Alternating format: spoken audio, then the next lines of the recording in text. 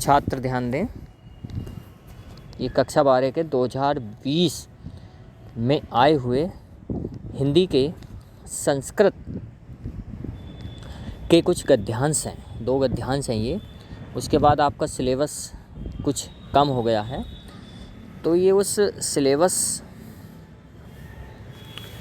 के हिसाब से आज मैं आपको पहला वाला ये खंड खा है। खंड खा में प्रश्न 8 है, दिए गए संस्कृत गद्यांशों में से किसी एक का संदर्भ हिंदी में अनुवाद कीजिए।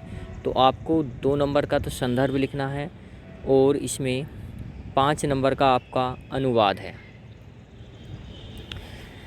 इसमें आपको करना ये है कि आप जो संदर्भ लिखेंगे इसका, तो इसके संदर्भ में, संस्कृत वाले संदर्भ में हमको किसी रचयिता या किसी लेखक का नाम नहीं लिखना होता। ये मैं आप लोगों को कक्षा में भी बता चुका हूँ।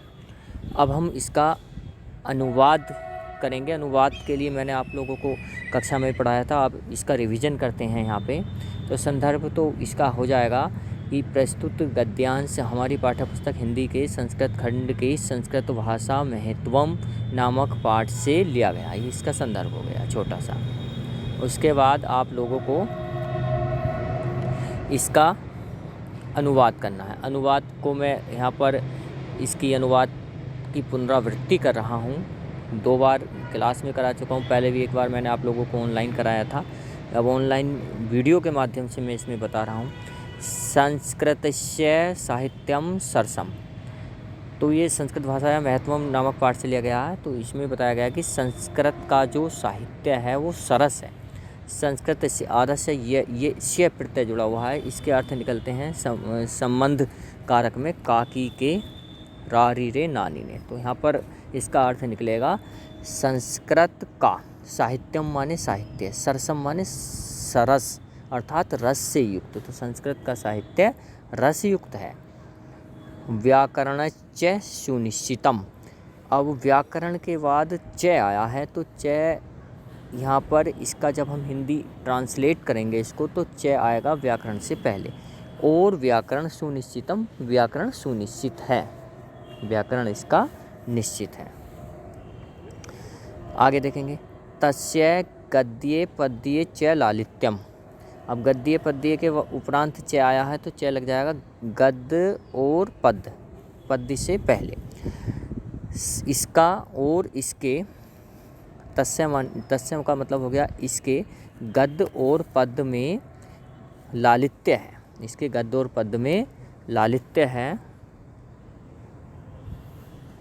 आगे, भावबोध सामर्थ्यम, इसमें भाव का बोध कराने का, भाव का ज्ञान कराने की सामर्थ्य है।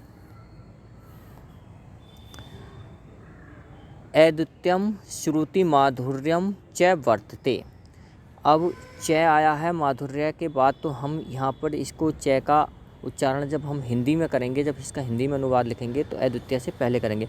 और इसकी श्रुतियों का माधुर्य ऐदुत्य है।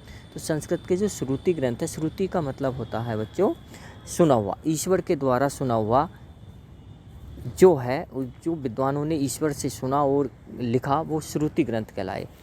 तो अपने हिंदी साहित्य के अंदर संस्कृत साहित्य में, या ऐसा कहूँ कि संस्कृत साहित्य में लगभग 22 श्रुति ग्रंथों की रचना मानी गई है। तो इसकी जो श्रुतियाँ हैं जो संस्कृत भाषा में लिखी हुई हैं, उनका जो उनमें क्या है, श्रुतियों में माधुर्य है। इसकी श्रुतियों का माधुर्य ऐदुत्य है। आगे, किम बहुना चरित्र निर्माणार्थम, किम माने क्या, बहुना माने अधिक, और अधिक क्या कहा जाए। चरित्र निर्माणार्थम, चरित्र निर्माण के लिए, चरित्र निर्माण की, यादृशी माने जैसी, सत प्रेरणा माने सच्ची प्रेरणा, चरित्र निर्माण की जैसी सच्ची प्रेरणा। संस्कृत वाङ्मयम ददाति, संस्कृतम माने संस्कृत, वाङ्मयम मीन्स का होता है बच्चों साहित्य। तो चरित्र निर्माण की जैसी सच्ची प्रेरणा संस्कृत साहित्य देता है। न तादृशीम किंचित अन्यत, ये 2 शब्द हैं, किंचित अन्यत।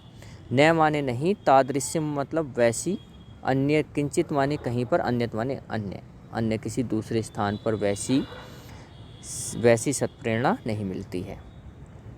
दोबारा समझ लेंगे एक बार। संस्कृत का साहित्य सरस है, और व्याकरण सुनिश्चित है। इसके गद्य और पद्य में लालित्य है, भाव बोध की सामर्थ्य है, इसकी श्रुतियों का माधुर्य अद्वितीय है।